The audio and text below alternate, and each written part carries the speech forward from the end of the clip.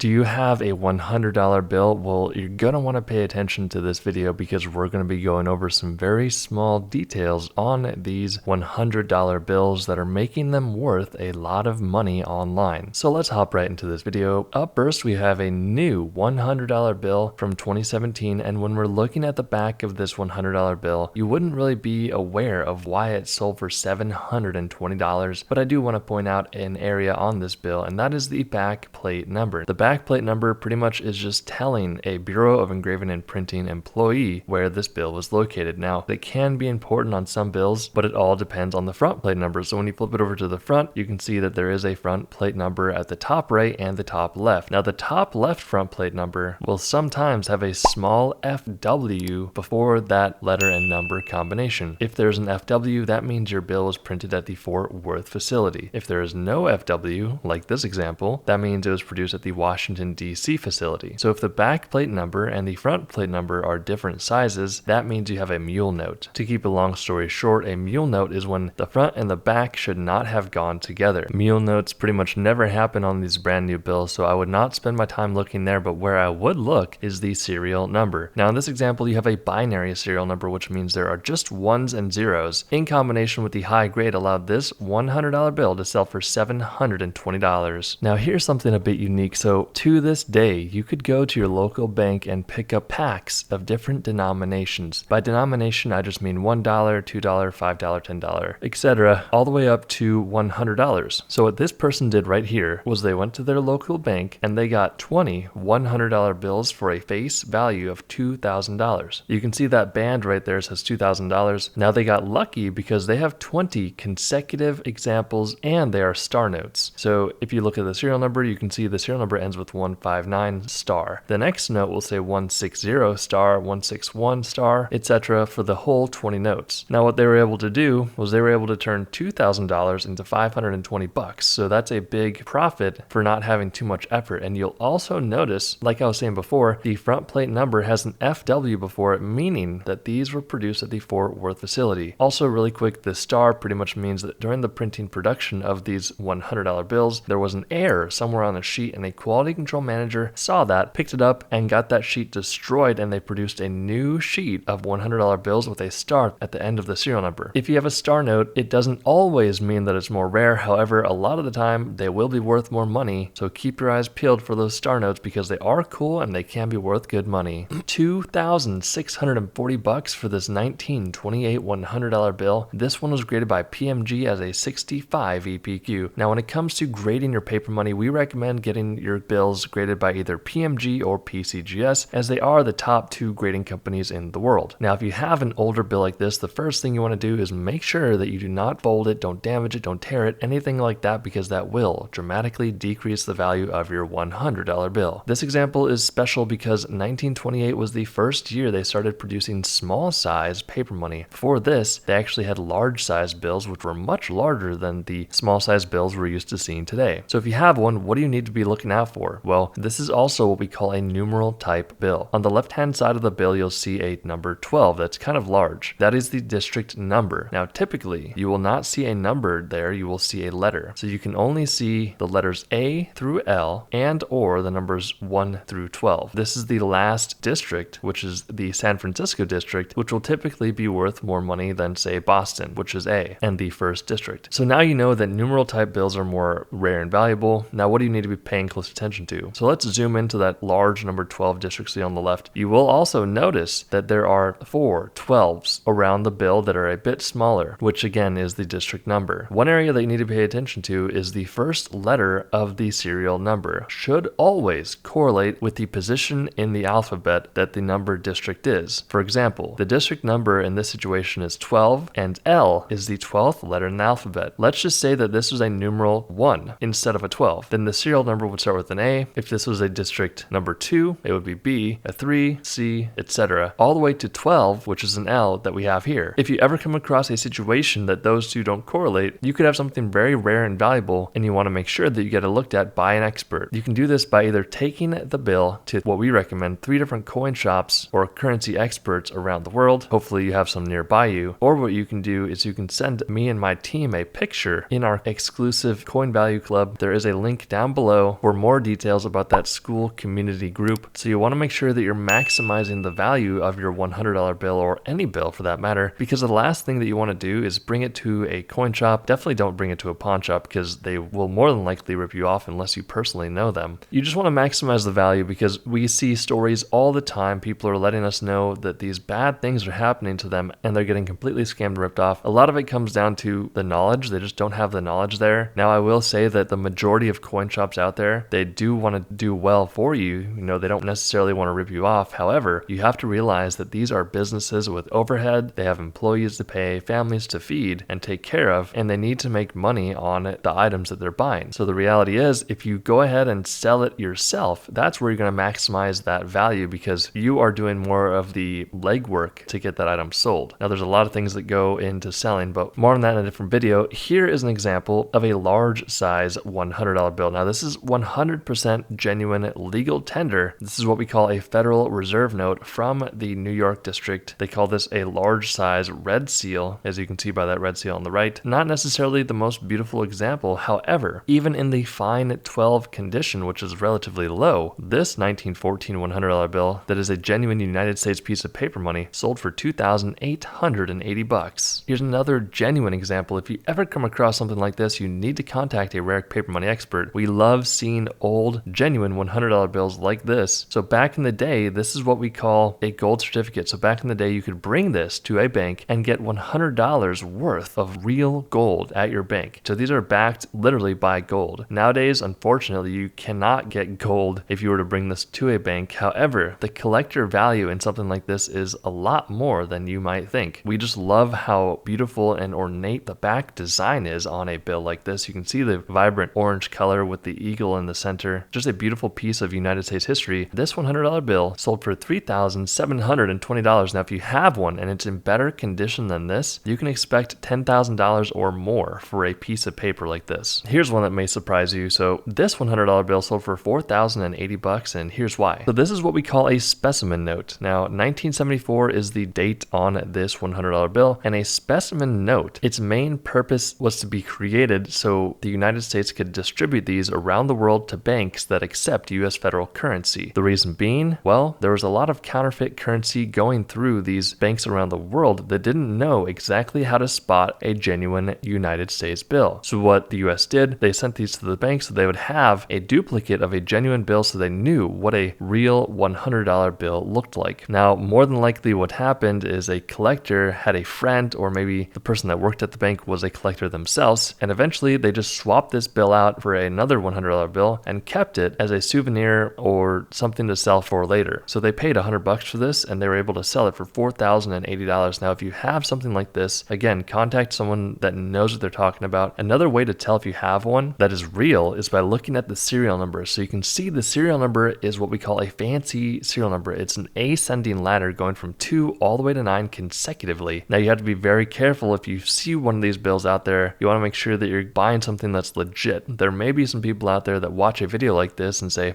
I'll just get a little red specimen stamp and stamp that on my $100 bill and try to sell it for more. While we are not giving any sort of advice, we're not a legal advisor or anything like that. However, you do not want to be intentionally defacing US federal currency like that, because it is against the law. You don't want to be doing any sort of fraud. We highly recommend against that. However, looking at the serial number is a surefire way to tell if you have a genuine example. If the serial number is not rare, whether it's all zeros or consecutive like this, that is a huge red flag. We would stay far away from that. Be very careful out there, guys. Again, $4,080 for that one. All right, now here's a small size gold certificate bill from 1928. Again, it's 100% genuine. Back in the early to mid 1900s, you could take this $100 bill to your local bank and get gold back in return. We love these gold certificate bills, and we do know people who are aggressively buying these at a high premium from the public. You can reach out to us at the Coin Value Club down below if you have something like this. Please, this example sold for $7,200. You want to make sure that you're getting the full value of a bill like this, guys, because the right person will pay a lot of money for this bill. This one got graded 61. That means it's in a pretty low grade for an uncirculated, 60 being the lowest uncirculated grade there is. You can see the back centering is really off, which does have a big influence in the grade of this bill. We love seeing these gold certificate bills. If you have one, contact a rare paper money expert. If you enjoyed this video, smash that subscribe button, and we'll see you in the next one.